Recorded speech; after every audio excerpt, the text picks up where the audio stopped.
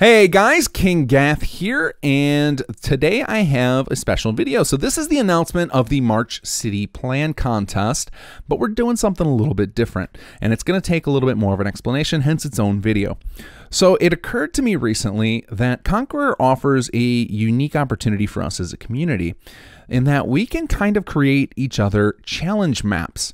So something like Super Mario Maker is what I'm envisioning. So with Conqueror, having this ability to pre-build city plans, plus the fact that it's encouraging you to run attacks against different settlements, combine those two and we've got ourselves a really cool situation here. So if you guys are settlement builders and you want to make a hard mode settlement for those raider players, you can absolutely do that. And that's what we're going to do for the March City Plan Contest. So I've chosen two settlements that I think will make good fortresses.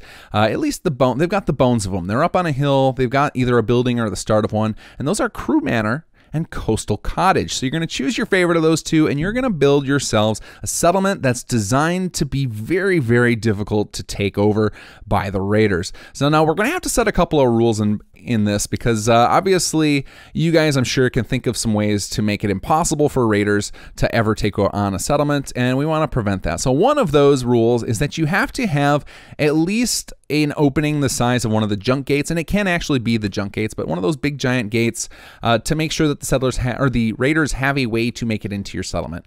So now, from an immersion standpoint, sure, you can probably come up for a reason for why they might have a completely impenetrable fortress, but for the sake of good gameplay, we're going to say you've got to have a decent opening in a place that makes sense. So with Coastal Cottage, probably right down this doorway, as opposed to just throwing it out on the cliffs or into the sea. That doesn't make any sense. So use your judgment, because we will disqualify accordingly if it doesn't match to those logical standings.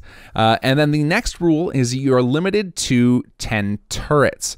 Now, obviously, some of you are thinking, great, I'll just do 10 missile turrets. Well, keep in mind that you do have to have enough power for those, and that's going to eat up a lot of your build limit, because those turrets plus the generators can eat up your build limit quite quickly, which we are enforcing, as of the last contest, are enforcing a double build limit rule. So whatever the vanilla build limit is, you can double that, and that's what you've got to keep your settlement within. And at the end of this video, I'll give you some tips to help keep within that build limit given the confines of the contest.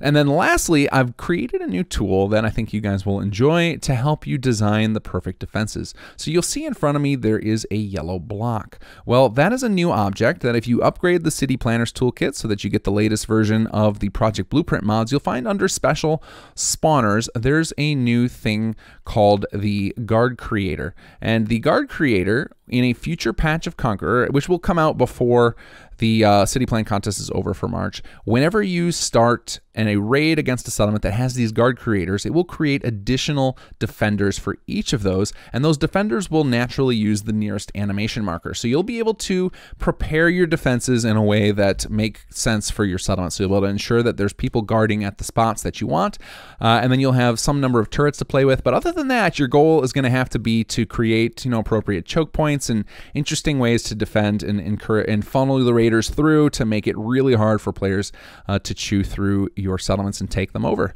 So I think this is going to be really fun. I'm hoping this is going to start a wave of challenge map type things that you can do with Conqueror, and we'll see where it goes from here. But guys, definitely, if you're interested in joining the contest, check out the thread I've got linked below for the contest rules, as there are other little rules we keep in mind. So things like the things about the build limit or the types and numbers of plots you have to have and things like that. But there are a handful of rules, and we want to make sure that you guys don't get DQ'd from the competition. Now, I did promise some tips for expanding that build limit, so let me show you those real quick. So if you pop into the City Planner or the City Manager holotape, there are a few things that can help you with this. So first up, we're going to go over how you get your build limit set up so that you're not going to get disqualified. So the first thing you'll do is go into Tools, Configuration Tools, and you're going to restore the max build limit. So this way, if you had a mod that messed with your build limit, it will get restored to the vanilla. Then you're going to hit Increase Max. Now this will increase it by 25% from its current max, so that puts it at 125%. Then we'll increase it again by another 25% from that, which is going to put it at I don't know the math, but generally if you hit it about 3 times, that'll get you to a good spot to where you're not at risk of going over double the build limit. So do it about 3 times and then work from there. Now there's one other thing you can do to help out with that. So that'll get you your build limit set up so that you know you're within the confines when you're actually building. And then the next thing I would recommend is going back into options under performance options and just turn all of these options off. So that would be the ones that change the things that plots will spawn. So I would turn off detailed models, extra lights, clutter, animate objects, all of this stuff down here. And what this will do is this will buy you a little bit of space in your build limit because the plots will then spawn less items. And this is assumed that this is how players are going to play on those low-end systems anyway that actually care about the build limit. So that is definitely within the rules. And then the last thing I would suggest you do is don't worry about animation markers toward the build limit.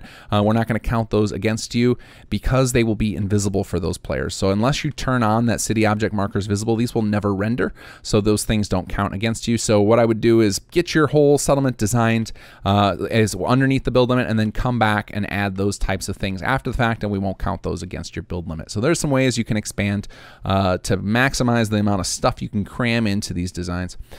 All right, guys, I'm very much looking forward to this competition. I think it's going to be a lot of fun, especially if we can kick off this idea of people designing challenge mode maps for Conqueror as we develop the Conqueror system and continue to put out patches for that.